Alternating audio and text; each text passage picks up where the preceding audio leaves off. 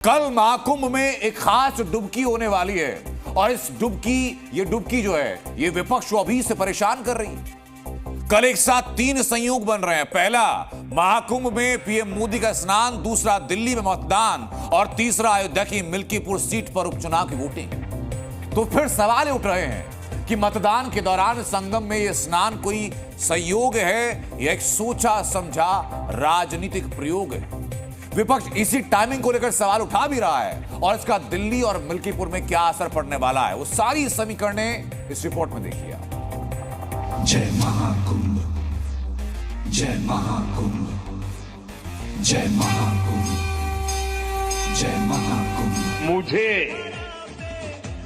इस महाकुंभ का वर्णन एक वाक्य में करना हो तो मैं कहूंगा, ये एकता का ऐसा महायज्ञ होगा जिसकी चर्चा पूरी दुनिया में होगी।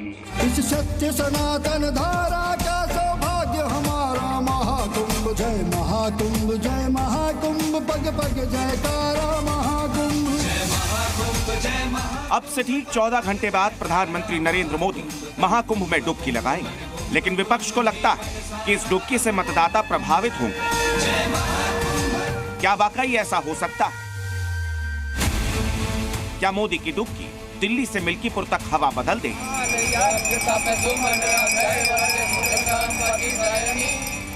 वोटिंग के दिन पीएम का महाकुंभ स्नान क्या सियासी स्नान है? और मतदान के बीच पीएम का संगम स्नान संयोग है या प्रयोग?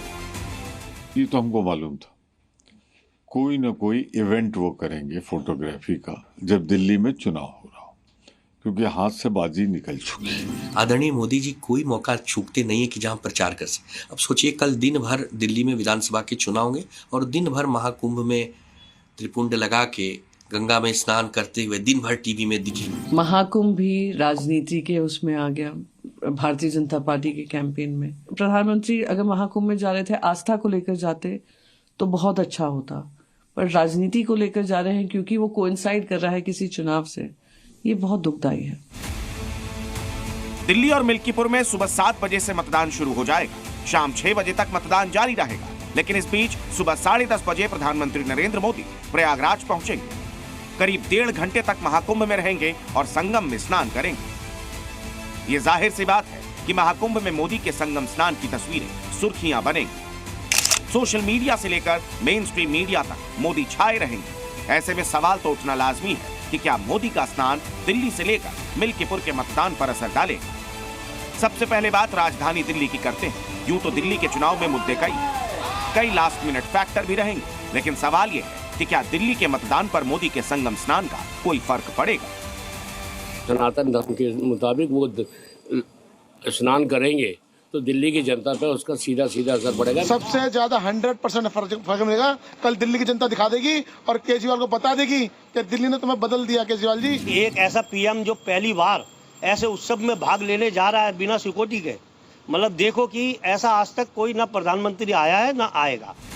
पीएम मोदी ने महाकुंभ में स्नान के लिए 5 फरवरी का दिन ही क्यों चुना, ये सवाल उठ रहे हैं। दिल्ली के साथ साथ 5 फरवरी यानी कल अयोध्या के मिल्कीपुर में भी मतदान है। ऐसे में सवाल तो ये भी उठता है कि क्या इंद्रप्रस्थ के साथ साथ अवध में भी मोदी और महाकुंभ का असर पड़ेगा? क्या मतदाता मोदी का धार्मिक और आध्यात्मिक स्वरूप देखकर प्रभावित होंगे?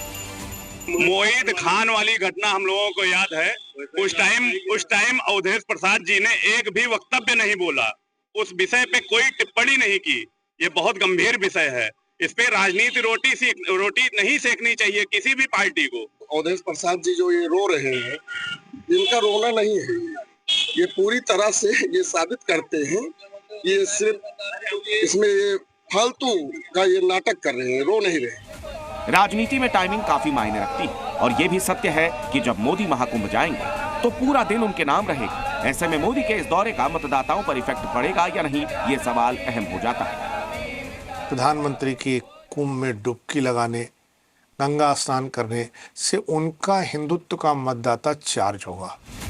मतदाताओं को लुभाने के लिए दिल्ली से लेकर मिल्कीपुर तक पार्टियों ने पूरा जोर लगा दिया। लेकिन मोदी के महाकुंभ दौरे को चंद चुनावी पंडित मास्टर स्ट्रोक मान रहे हैं। अब देखना होगा कि क्या सच में मतदान पर मोदी के संगम स्नान का असर पड़ेगा।